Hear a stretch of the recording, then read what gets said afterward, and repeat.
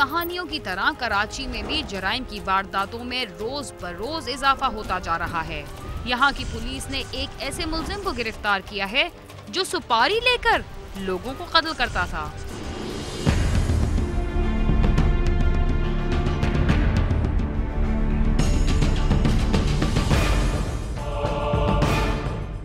कराची के इलाके माड़ीपुर पुलिस की हिरासत में खड़ा ये कोई आम मुलजिम नहीं, बल्कि ये टारगेट किलर साजिद इकबाल है, जो उस ग्रोह से ताल्लुक रखता है जो सुपारी यानी उजरत लेकर किसी की भी जान ले सकता है। माड़ीपुर थाने की पुलिस ने इसे एक शख्स से लूटमार करते हुए गिरफ्तार किया है।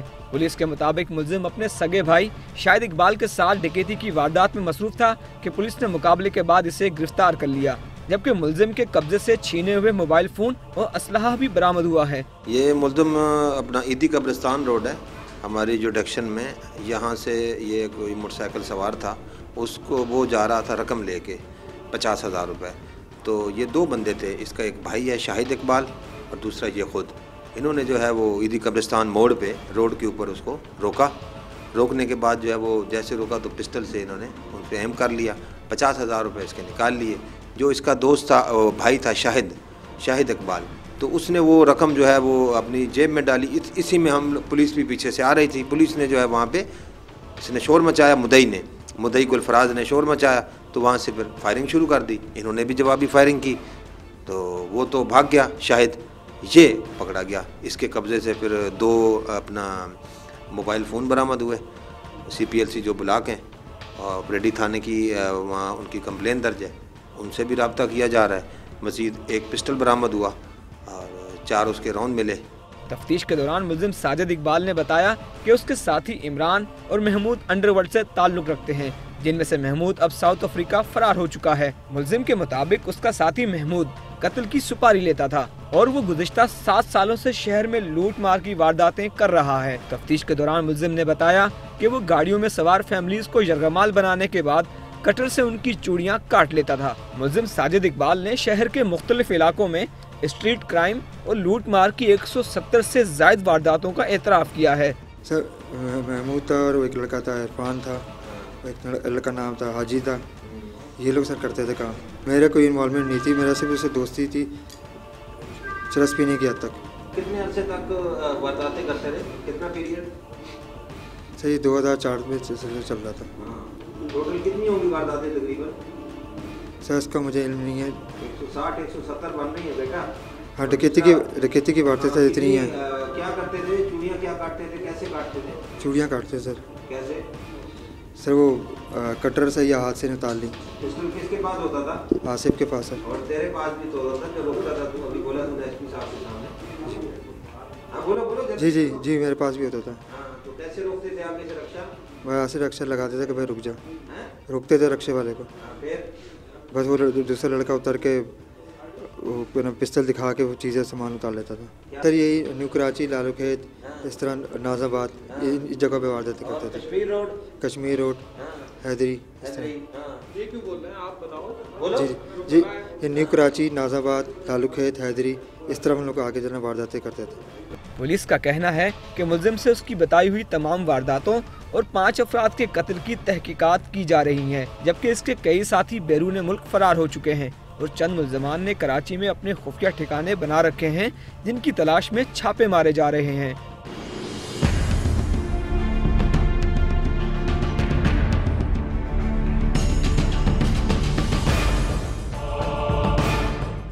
हाँ, ये इनका एक साथी था महमूद और दूसरा था इमरान जो है वो साउथ अफ्रीका चला गया है बकौल इसके।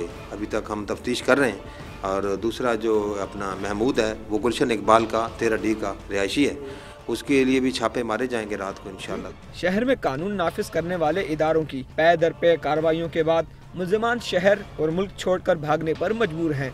शहरियों का कहना है कि देर पा अमन के लिए इस तरह की कार्रवाइयों का सिलसिला जारी रहना चाहिए। सालिक शाह, समा, कराची।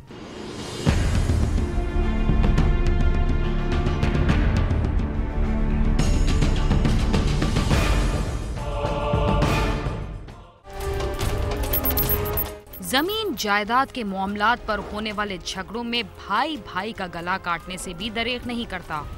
ऐसा ही एक वाकया कसूर के नवाही इलाके इलाहाबाद में हुआ, जहां जायदाद के तनाजे पर एक नौजवान ने अपने मामू के साथ मिलकर अपने ही सगे भाई को मौत के घाट उतार दिया।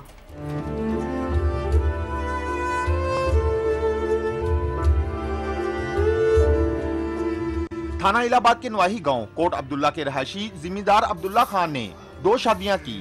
औलाद ना होने पर उसने अपनी जायदाद के वारिस के लिए पेशावर की रहायशी असमत खातून के साथ तीसरी शादी कर ली, जिससे उसके 6 बेटे और 4 बेटियां हैं। अब्दुल्ला खान की बीवी असमत खातून के भाई एहसानुल हक और सना अल्लाह पेशावर से मनशियात लाकर इलाहाबाद में फरोख्त करते थे। उनके साथ अब्दुल्ला का बेटा अब्दुल जब्बार भी शरीक था।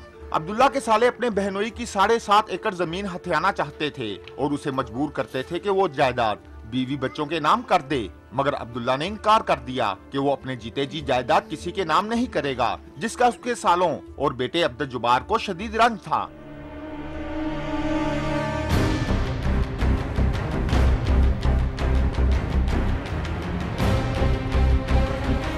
मामा पुलिस ने बहुत सख्ती कर दी है, मैं इनको खिला खिला के थक गया हूँ। पुलिस को खिलाए जा, नशियों को पिलाए जा। अपने कारोबार का तो यही असूल है, पैसा कमाए जाओ। हम एक दफा यहाँ आ गए तो पुलिस को देख लेंगे, तुम घर बैठ के खाना, पुड़ियाँ हम खुद बेच लेंगे। उनकी बहन थी कातलों की, और जो ये रकबा था वो इधर ही इस पर आंख लगाए हुए थे कि ये जो है कि ये लड़का उनकी पेश नहीं जाने देता था। अब्दुल्ला खान ने अपनी एक बेटी की शादी इलाके में ही की हुई थी। उसका दामाद अपनी सास को मना करता था कि वो अपने भाइयों को उसके घर लेकर ना आए। इसी बात पर झगड़ा हुआ तो उसके दामाद के भाई मोहम्मद शरीफ ने असमत खातून को कत्ल कर दिया।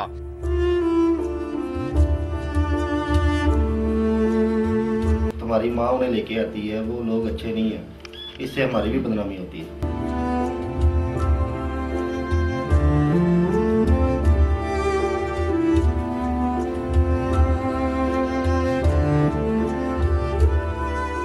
तमीज से बात करो बेटा।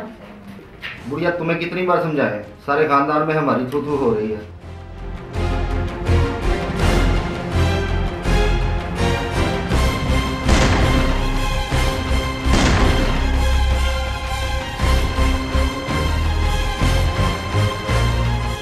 अब्दुल्ला खान ने अपने बुढ़ापे के पेश नजर जायदाद का निगरान अपने बेटे अब्दुल सत्तार को मुकर्रर कर दिया था, जिसका उसके बड़े बेटे अब्दुल जब्बार और सालों को रंज था।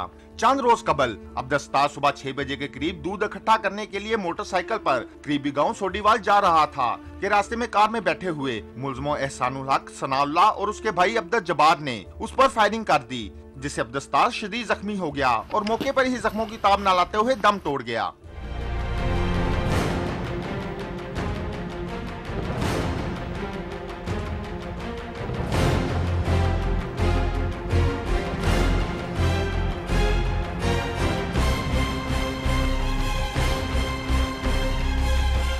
दूध के लिए वो निकला था घर से और रास्ते में वो कार में जो सवार थे और वो काफ़ी देर से उसका इंतज़ार घात लगाए हुए थे।